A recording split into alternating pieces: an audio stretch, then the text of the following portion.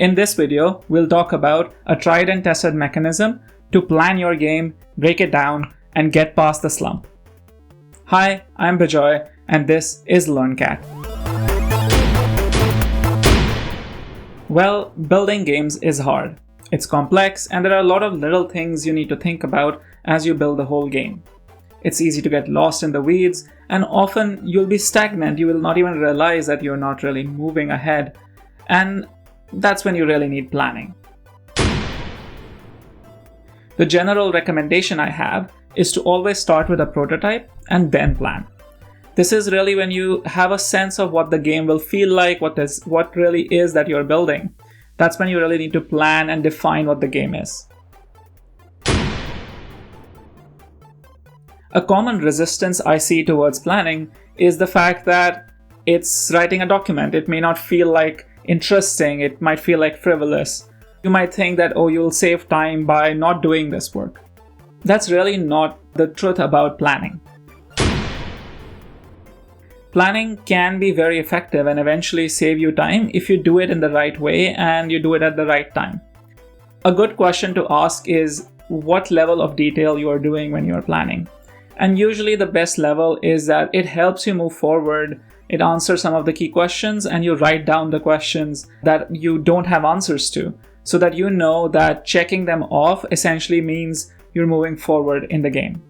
So in this video, I'll walk you through those questions you can ask yourself to plan more effectively and also generally fast enough that saves you more time in the longer run.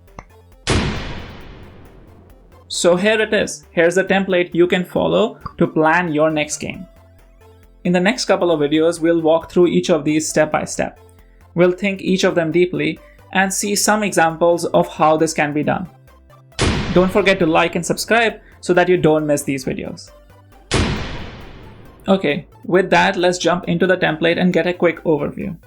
First up is goals and constraints. These are your reasons and your limitations in building the game.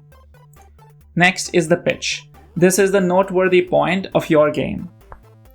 Devices and monetization.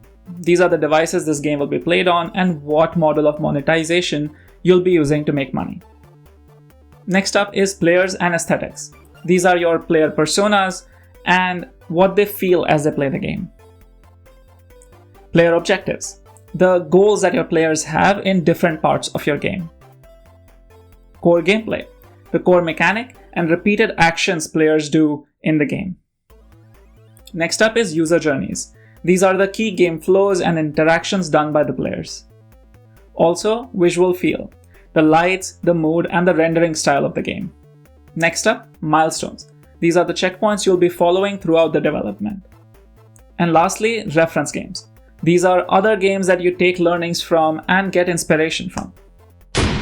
With that, we are done with the overview of the template. Do subscribe and check out the channel for the next videos. Bye!